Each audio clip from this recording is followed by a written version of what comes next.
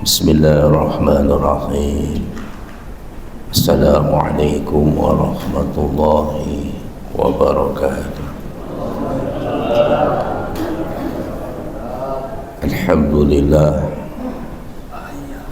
Innal hamdalillah nahmaduhu wa nasta'inuhu wa nastaghfiruh wa na'udzu billahi min shururi anfusina wa sayyiati a'malina. May yahdihillahu fala mudilla lahu wa may yudlil fala hadiya lahu. Wa asyhadu an la ilaha illallah wahdahu la syarika lahu wa asyhadu anna Muhammadan abduhu wa rasuluh la nabiyya ba'dah. Wassalatu wassalamu ala rasulillah sayyidina wa maulana Muhammad ibn Abdillah wa ala alihi wa sahbihi wa mawalah. La hawla wa la quwwata illa billah. Rabbi shrah li sadri wa yassir li amri wahlul 'uqdatam min lisani yafqahu qawli. Ya arhamar rahimin. Amma ba'd. Segenap pengurus DKM Al-Muttaqin beserta seluruh jamaah sholat subuh yang selalu diberkahi, dirahmati Allah Subhanahu wa ta'ala. Kembali dengan bertambahnya usia 7 hari, berkurangnya jatah hidup kita, kita tetap hiasi suasana diri kita dengan bersyukur. Visualisasi penampakan bersyukur yang paling instan adalah ucapan hamdalah. Alhamdulillahi rabbil alamin. Itu ucapan yang paling disenangi oleh Allah. Kalau ada orang berdoa kiri kanan, atas bawah, luar dalam, panjang lebar, itu disenangi juga oleh Allah. Tapi lebih disenangi satu kata, alhamdulillah. Itulah makanya dalam hadis dikatakan afdhalud du'a alhamdulillah. Seafdal-afdalnya doa adalah ucapan alhamdulillah. Yang kedua, kembali kita menghubungkan diri dengan saksi kedua. Jadi amal ibadah kita itu disaksikan, dinilai oleh 3 pihak. Menurut Quran surah At-Taubah ayat 105, wa qul i'malu fasayarallahu a'malakum wa rasuluhu wal mu'minun. Beramalah, maka Allah, Rasulnya, orang-orang beriman. Jadi ada 3 pihak. Ini yang punya otoritas, kewenangan menjadi saksi dan menilai. Raqibun atid, itu malaikat yang menyertai kita, merekam jejak digital kita, menyaksikan amal kita. tapi tidak punya otoritas menilai. Maka kita hubungkan diri kita dengan saksi kedua yang menilai amal ibadah kita, kerja kita, dengan bersolawat kepadanya. Allahumma sholli ala Sayyidina Muhammad wa ala ali Sayyidina Muhammad. Cukup sekian ceramah pembukaan. Biasanya dibuka dengan bersyukur dan bersolawat. Pertemuan yang lalu kita membahas kerisauan seseorang terhadap sesuatu yang sudah dijamin dan lalainya dari perintah itu pertanda hatinya buta, meskipun rajin ibadah ritual, karena nanti di akhirat banyak ritual-ritual yang dicampakkan karena tidak ada isinya, tidak ada ruhnya, kering, kerontang, tandus dan gersang, tidak ada kelembutan, tidak ada akhlak, tidak ada ikram. Jadi ini pentingnya mempelajari ilmu ihsan. Rezeki itu ditanggung, tapi kita risau, resah, gelisah, sampai sholat dilalaikan, puasa diabaikan. Itu tanda orang itu buta hatinya. Makanya perintah Allah yang 12 ini wajib dihafal di luar kepala. Tapi saya yakin semuanya hafal, karena kesimpulan 12 perintah itu ada pada Islam, iman, dan ihsan. Dan yang kita bicarakan ini kategorinya masuk dalam slot ihsan. Ya, ini polemik memang, tapi dasarnya kuat. Tidak ada yang bisa memungkiri dan tidak berani menolak ihsan itu sesuatu yang di luar Islam. Itu adalah presisi.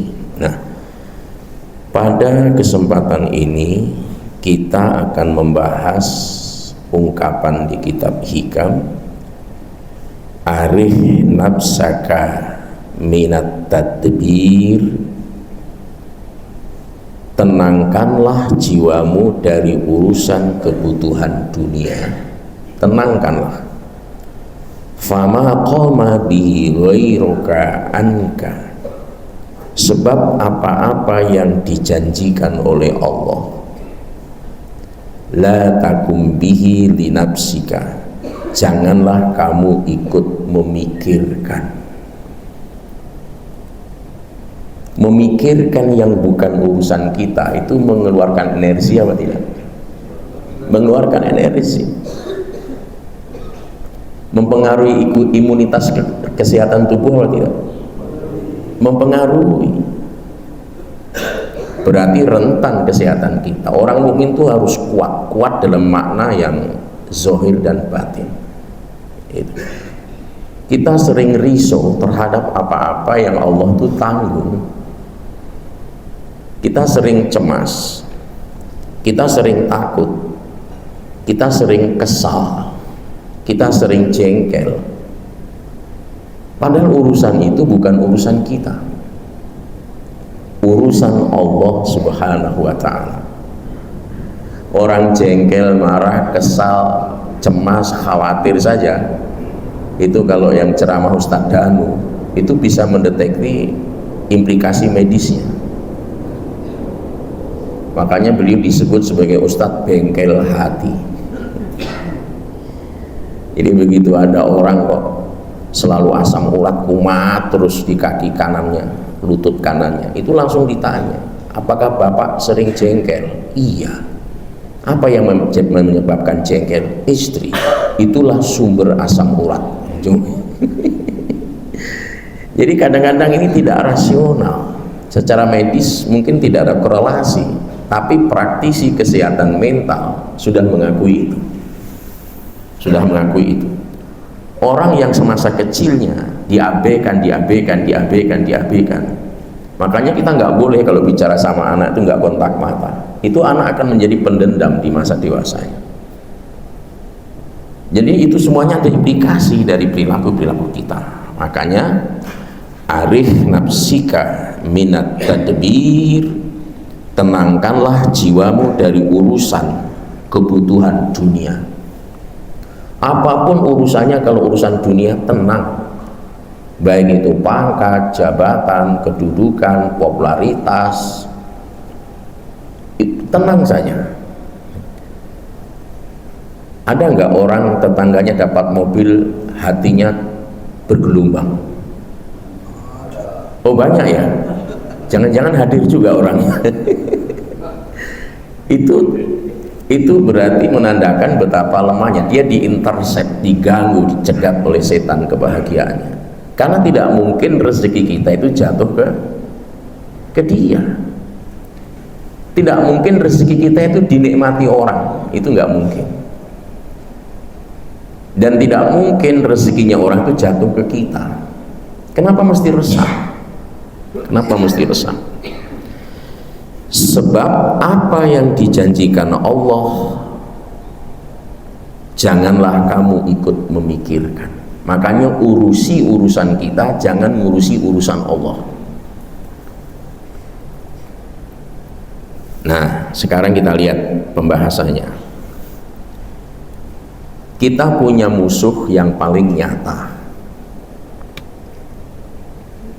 rival, musuh yang selalu berkonfrontasi, menginginkan kecelakaan bagi kita, tidak menyukai kebahagiaan kita.